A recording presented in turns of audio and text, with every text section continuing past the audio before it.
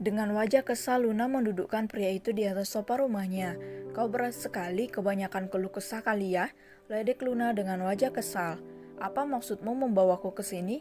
Ketus Gama. Wajah Gama tampak acak-acakan, rambutnya panjang, kumis dan jenggotnya juga sudah tumbuh lebat, tampak tidak terurus.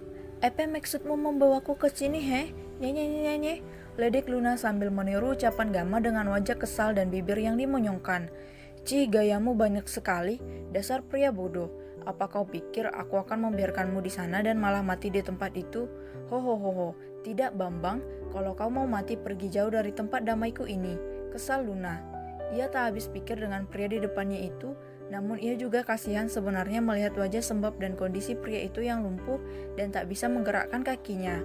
Bahkan saat ia mengangkat Gama tadi, dengan sengaja ia mencubit kaki pria itu dengan kuat, namun tak direspon oleh Gama. Hal ini justru membuktikan bahwa Gama memang lumpuh dan sedang terpuruk.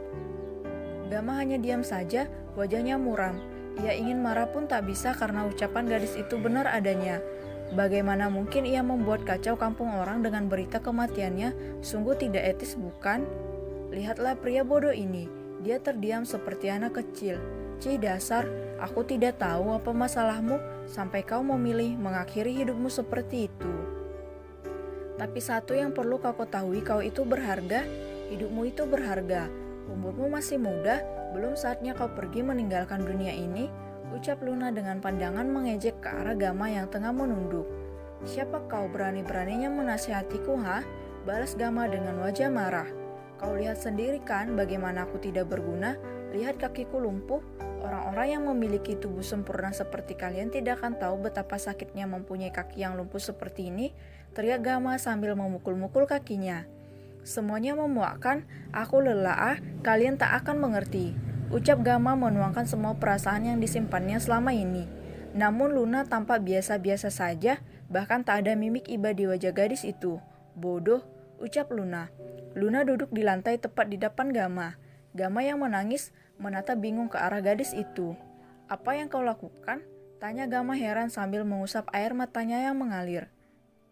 Lihat dan perhatikan ini pria bodoh, ketus Luna sambil membuka kaos kaki panjang yang digunakannya.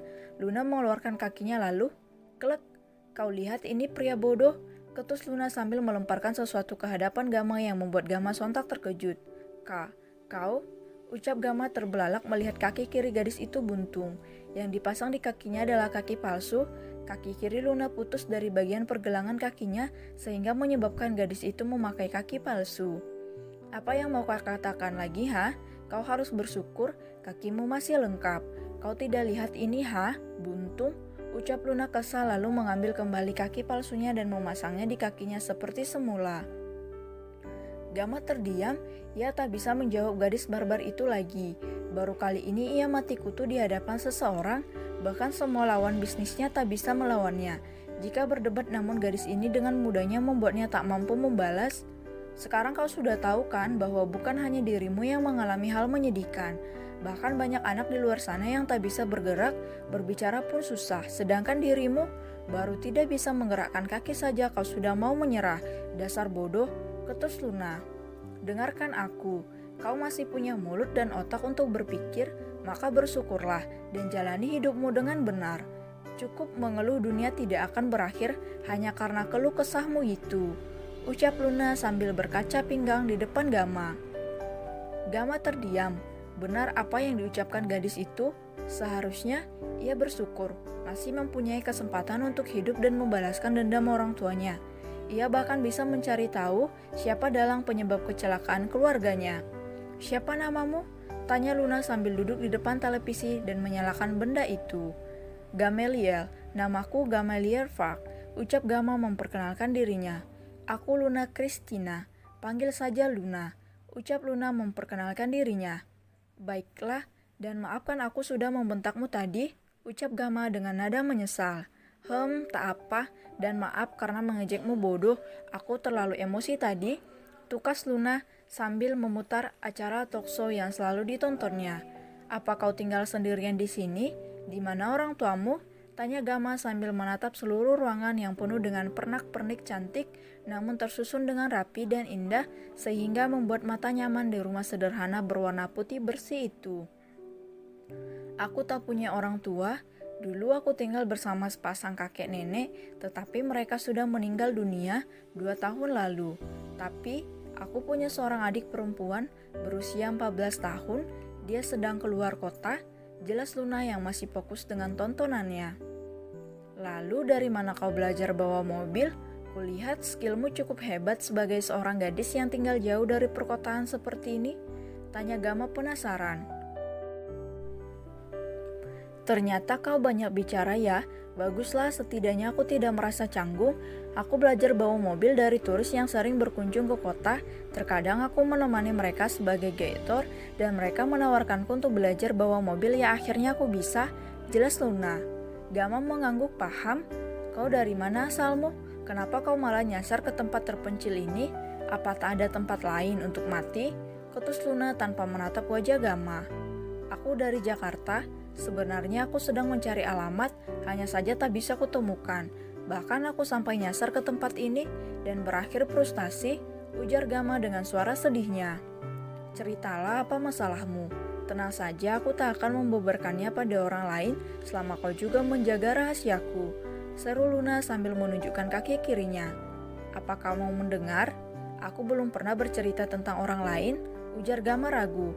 Cak, aku saja sudah membuka luka lamaku, kenapa kau sekarang meragu, bodoh? Aku jadi tampak seperti seorang wanita penggoda, sial. Kutus Luna sambil mematikan televisinya lalu berbalik menatap Gama dengan wajah kesal. Baiklah, maafkan aku Luna, sebenarnya aku dulu tidak lumpuh seperti ini. Tetapi karena sebuah kecelakaan 1 tahun lalu yang menewaskan kedua orang tuaku dan juga adikku, akhirnya aku semakin drop dan dinyatakan lumpuh untuk sementara waktu, ujar Gama. Lalu apa yang membuatmu sampai ingin bunuh diri? Jika kau mati pasti kau memiliki banyak orang di sisimu, kekasih mungkin atau sahabat. Apa mereka tidak mendampingimu sampai kau memilih mengakhiri hidupmu? Tanya Luna to the point. Mereka semua mengkhianatiku. Tunanganku dan sahabatku bermain di belakangku.